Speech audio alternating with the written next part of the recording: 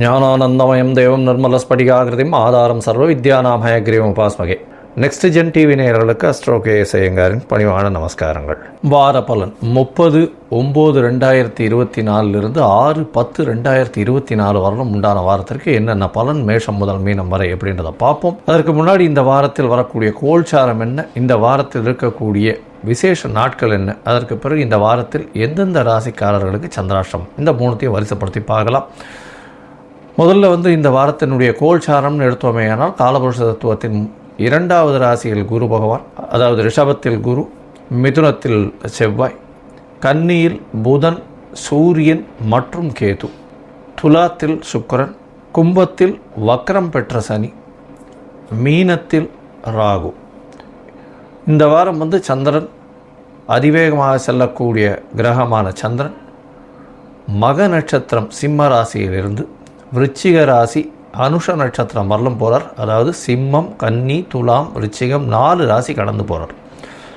இந்த வாரத்தில் வரக்கூடிய விசேஷ நாட்கள் அப்படின்னு பார்த்தோமேனால் இந்த வாரத்தின் முதல் நாளான 30ஆம் தேதி அன்னைக்கு பிரதோஷ விரதம் இருக்கிறது ரொம்ப விசேஷம். பிரதோஷ கால பூஜை பார்க்கறது, அதாவது சாயந்தரம் ஒரு 5:45 6:15 மணி வரலும் இருக்கக்கூடிய தீபாராதனை சிவன் கோவிலில் நந்தியின் பின்பக்கத்திலிருந்து நின்று நந்தியின் மூலியமாக பார்க்கறது ரொம்பவும் விசேஷம். இதன் மூலியமாக உங்களுக்கு வரக்கூடிய வந்த எல்லா கஷ்டங்களும் தீரக்கூடிய வாய்ப்புகள் உண்டு.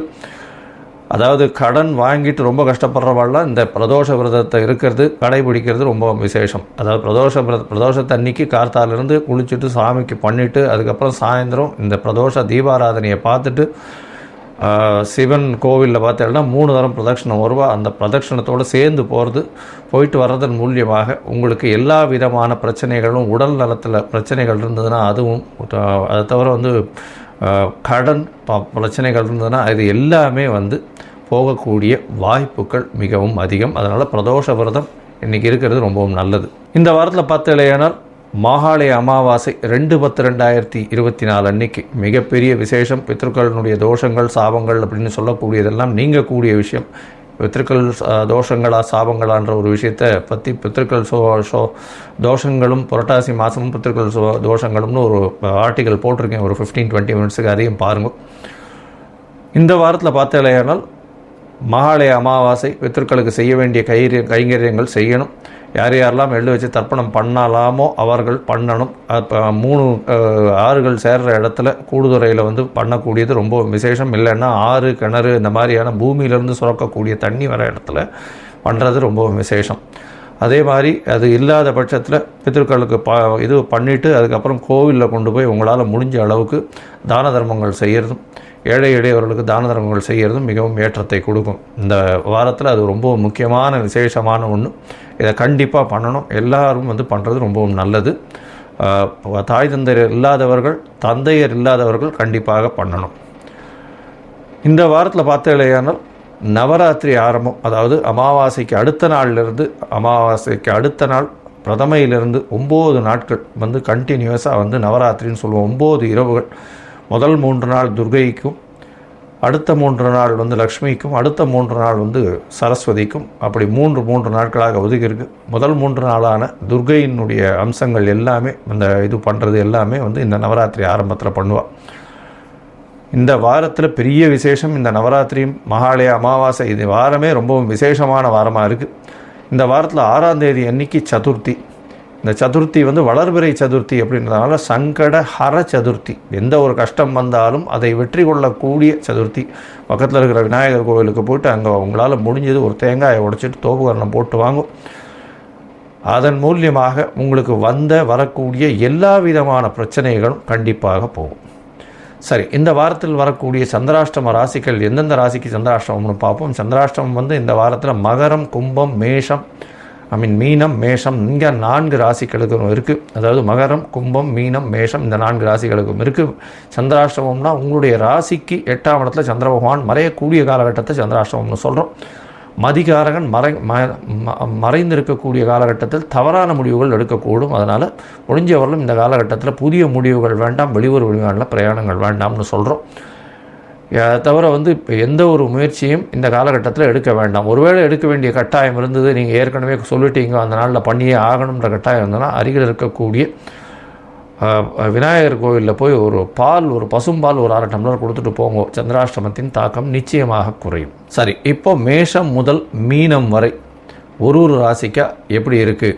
30/9/2024 6/10/2024 வரை எப்படி இருக்குன்னு பார்ப்போம். அதற்கு முன்னாடி என்னுடைய மொபைல் நம்பர் கீழே ஸ்க்ராலிங்கில் போயின்னு இருக்கோம். உங்களுக்கு அஸ்ட்ராலாஜிக்கல் கன்சல்ட் தேவைப்பட்டதுன்னா எனக்கு ஃபோன் பண்ணுங்கள். உங்களுடைய date, time, place of birth, உங்களுடைய பெயர், தாய் தகப்பனார் பெயர் அனுப்புங்க.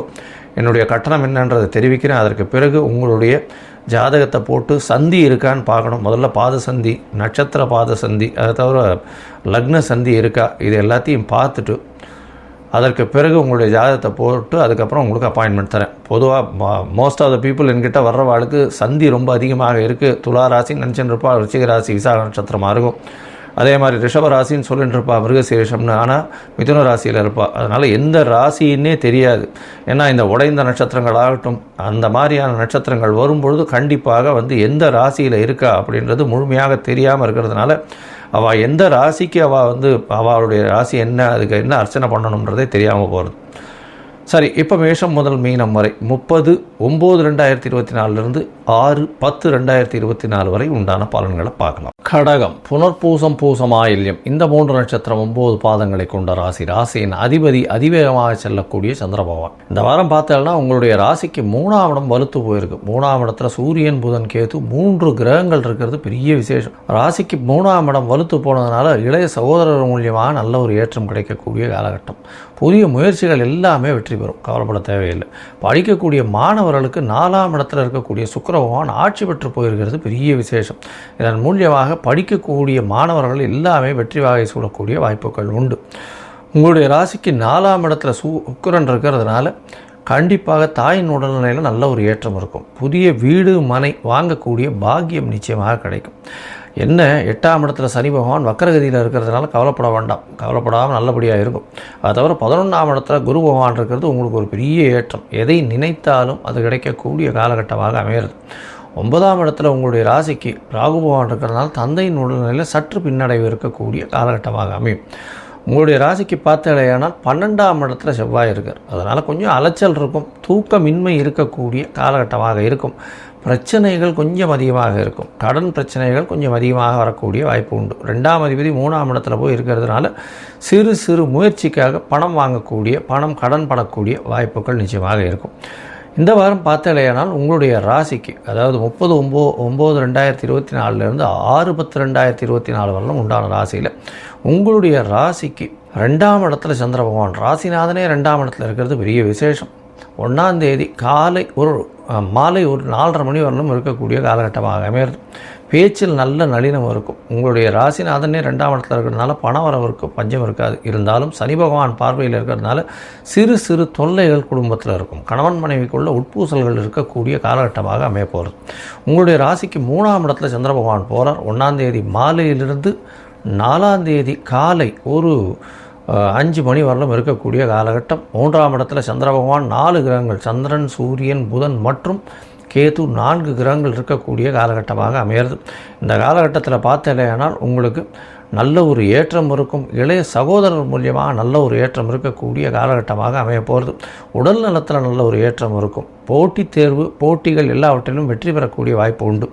இந்த மியூசிக் டைரக்டர்ஸ், அதுவும் இந்த இன்ஸ்ட்ருமெண்டல் மியூசிக், அந்த மியூசிக், இந்த புல்லாங்குழல், இந்த மாதிரி பேம்பு மியூசிக்ஸ் இருக்கு இல்லையா, அதெல்லாம் நல்ல வாசிக்கிறவங்களுக்கு நல்ல ஒரு பெரிய ஏற்றம் கிடைக்கக்கூடிய காலகட்டமாக அமைகிறது. இந்த வாரத்தில் உங்களுடைய ராசிக்கு 4ஆம் இடத்துல சந்திர பகவான் போகிறார். சுக்கிரனோடு சேர்ந்து சுபத்துவம் அடைகிறது பெரிய விசேஷம். இதனால் பார்த்தடையானால் 4ஆம் இடத்துல சந்திர பகவான் 6ஆம் தேதி மாலை ஒரு 4:30 மணி வரலும் இருக்கார். இந்த காலகட்டத்தில் நல்ல ஒரு ஏற்றம் கிடைக்கும். படிக்கக்கூடிய மாணவர்களுக்கெல்லாம் நல்ல ஒரு ஏற்றம். திக்பலம் பெறுறார். 4ஆம் இடத்துல போய் சந்திரன் திக்பலம் பெறுறது பெரிய விசேஷம். இதன் மூலியமாக தாயின் உடல்நிலையில் நல்ல ஒரு ஏற்றம் இருக்கும். அது தவிர சுக்கிரனும் சேர்ந்து இருக்கிறதுனால நல்ல ஒரு ஏற்றமான காலகட்டம். படிக்கக்கூடிய மாணவர் எல்லாத்தையும் அப்சர்வ் பண்ணி புரிஞ்சு கொள்ளக்கூடிய வாய்ப்புகள் மிகவும் அதிகமாக இருக்கும். உங்களுடைய ராசிக்கு பார்த்தோன்னா 5ஆம் இடத்துல சந்திர பகவான் போகிறோம். சந்திர பகவான் 5ஆம் இடத்துல போகக்கூடிய காலகட்டம்னு பார்த்தலையானால், அதாவது 6ஆம் தேதி மாலையிலிருந்து 9ஆம் தேதி அதிகாலை ஒரு 1-1:30 மணி வரலும் இருக்கக்கூடிய காலகட்டம். இந்த காலகட்டத்தில் 5ஆம் இடத்துல சந்திர பகவான் போகும்போது குருவின் பார்வையில் இருக்கிறதுனால கண்டிப்பாக உங்களுக்கு குழந்தை பிராப்தி ஏற்படக்கூடிய வாய்ப்புகள் நிச்சயமாக உண்டு. அதை தவிர திருமண யோகமும் வந்தாச்சு. 7ஆம் இடத்தை குரு பார்க்கறதுனால திருமண யோகம் வந்தாச்சு. இப்போ அமாவாசை முடிஞ்ச உடனே அந்த கல்யாணத்துக்கு கண்டிப்பாக பொருத்தங்கள் பார்த்து நல்லபடியாக கல்யாணம் பண்ணுறது நிச்சயமாக நடக்கக்கூடிய வாய்ப்புகளும் உண்டு. இந்த வாரத்தை பொறுத்தவரையிலும் பார்த்தீங்கன்னா இந்த வேளாண் துறையில் இருக்கிறவங்க, அதை தவிர இந்த பயிர் இந்த மாதிரியான நிலம் சம்பந்தப்பட்ட துறையவர்கள், அதை தவிர இந்த இது அதாவது நிலக்கடலை அந்த மாதிரியான விஷயங்கள் போட்டுறவங்க, நெல், கரும்பு இந்த மாதிரியான விஷயங்கள் போட்டுறவங்களுக்கு, அதை தவிர வாய்க்கால் வரப்பு வச்சுருக்கிறவங்களுக்கு, தென்னை மரம்லாம் வச்சுருக்கிறவங்களுக்கு, இவங்களுக்கெல்லாம் பெரிய ஏற்றம் கிடைக்கக்கூடிய காலகட்டமாக அமைய போகிறது. இந்த வாரத்தில் பார்த்தோம்னா கடகராசிக்காரர்களுக்கு நல்ல ஒரு ஏற்றம் இருந்தாலும் அஷ்டமத்து சனி இருக்கிறதுனால உடல்நிலையில் சற்று பின்னடைவு இருக்கும். கொஞ்சம் ஜாகிரதையாக பார்த்துக்கிறது நல்லது. இந்த வாரத்தில் எல்லாவித ஏற்றமும் கிடைக்கும். நீங்கள் அருகில் இருக்கக்கூடிய இந்த சிவன் கோவிலுக்கு போயிட்டு இந்த திரையோதசி அன்னைக்கு நீங்கள் போய் பிரதோஷ காலத்து வழிபாட்டை பண்ணிட்டு வர்றது, பிரதோஷ காலத்தினுடைய அந்த இது இருக்கிறது, உபவாசம் இருக்கிறதும் நல்ல ஒரு ஏற்றத்தையும் மாற்றத்தையும் உங்கள் வாழ்வில் நிச்சயமாக கொடுக்கும். லோகா சமஸ்தா சுகினோ பவந்து. நன்றி, நமஸ்காரம்.